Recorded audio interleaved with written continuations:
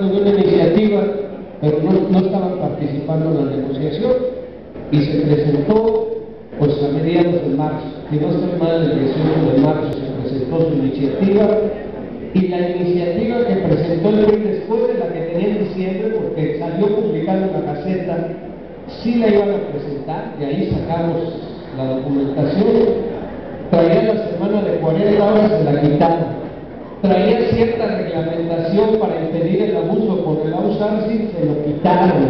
Bueno, la rasuraron literalmente con decirles que la del PRI está peor que la del PAN. Y bueno, pues finalmente la presentaron en marzo y por eso nos querían sentar a negociar y nosotros pensamos que era francamente inaceptable las dos propuestas del PRI y el PAN. Y creo que con las movilizaciones, que con la lucha que hicimos por parte de la Unión Nacional de Trabajadores, por las movilizaciones que hicimos a nivel nacional, pero también que otros factores influyeron, que el propio López Obrador hizo su lucha para impedir esta reforma laboral. Yo tengo muchas diferencias de opiniones con él, pero creo que valió el esfuerzo que hizo para detener esta reforma laboral. En el propio PRI se dividieron porque tenemos buenas relaciones con el sector campesino y ellos se comprometieron a que si no era por consenso y no se respetaban los derechos de los trabajadores, no iban a estar a favor de esa propuesta. De manera que se empezó a crear un ambiente alrededor de la propuesta y lo que me pareció definitivo fue esta división que se dio al interior del PRI y que venían las elecciones del Estado de México.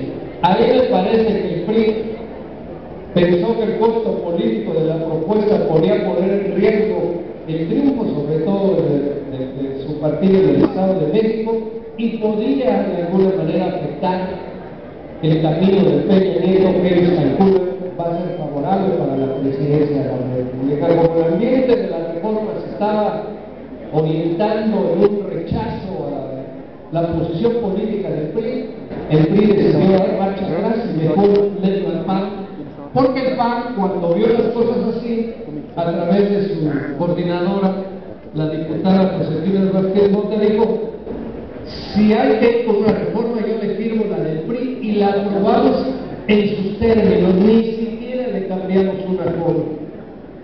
Afortunadamente el PRI rectificó y logramos que esa iniciativa no entrara a discusión.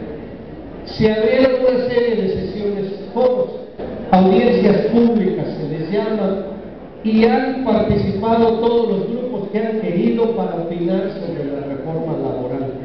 La verdad es que la mayoría, yo diría el 90% de las opiniones, aún inclusive de las organizaciones oficiales, ha sido en contra de esta propuesta. Realmente solo algunos dirigentes son los interesados en mantener la propuesta, pero no ha habido consenso en relación a ella. Las audiencias las teníamos previstas hasta la semana próxima, donde iban a terminar esas audiencias, y ahí teníamos 30 días para poder emitir una opinión y tener un dictamen de la reforma laboral.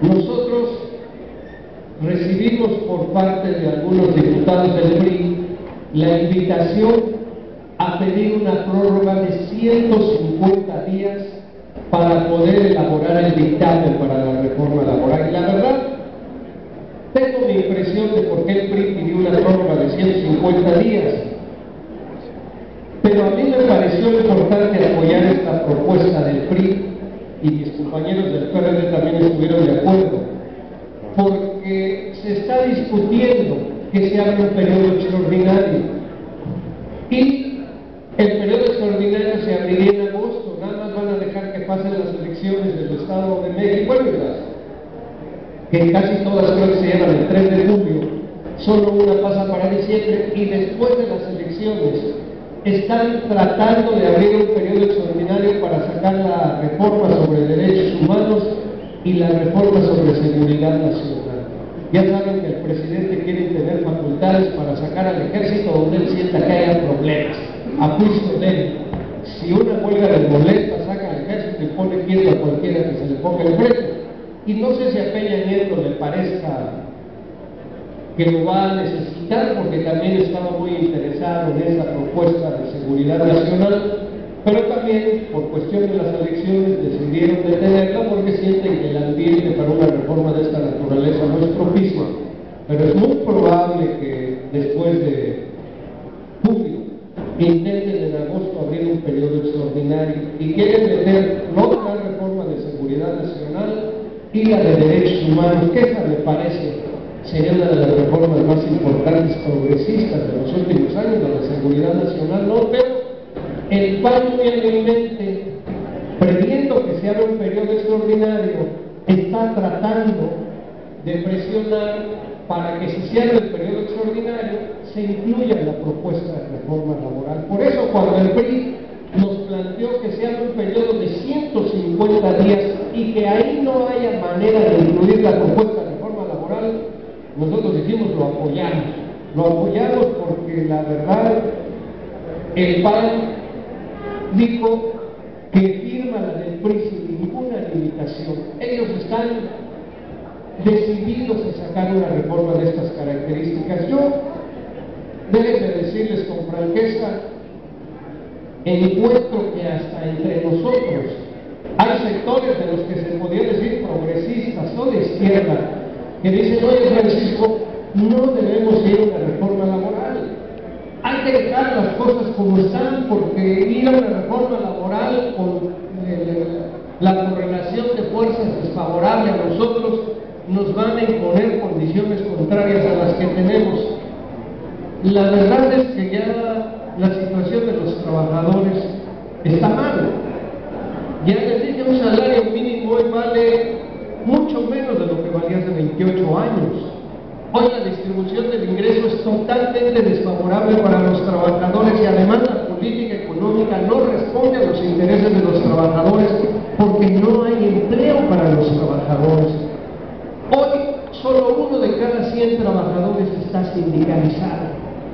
Y de los que están sindicalizados, el 85% son contratos de protección patronal. Los trabajadores literalmente, en una reunión que tuve en México con todos los sindicatos de América, me decían los dirigentes sindicales de los otros países: oye Francisco, los trabajadores mexicanos son bien aguantadores. ¿Por qué? No. Les han quitado sus salarios, les han quitado sus contratos, les quitaron sus pensiones.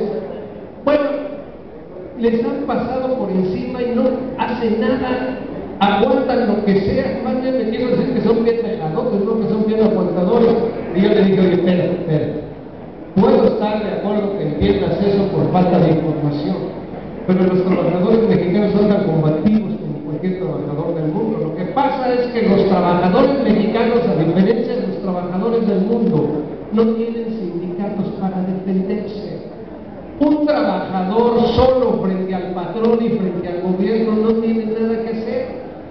Por algo el gobierno en su propuesta de reforma laboral, su principal propósito es aumentar el control sobre los sindicatos, aumentar el control sobre los trabajadores. No quiere mejorar la economía de este país, como sabe que va a seguir en la línea de explotar más a los trabajadores, como sabe que va a seguir en la línea de quitarle cada vez más beneficios, privatizar sus pensiones, hacerlos que paguen más impuestos, precarizar su empleo para que cada vez como esa línea es totalmente contraria a los trabajadores y los trabajadores se van a querer defender, la única manera de contrarrestar su capacidad es impedir que puedan tener sindicatos libres y democráticos para hacerlo.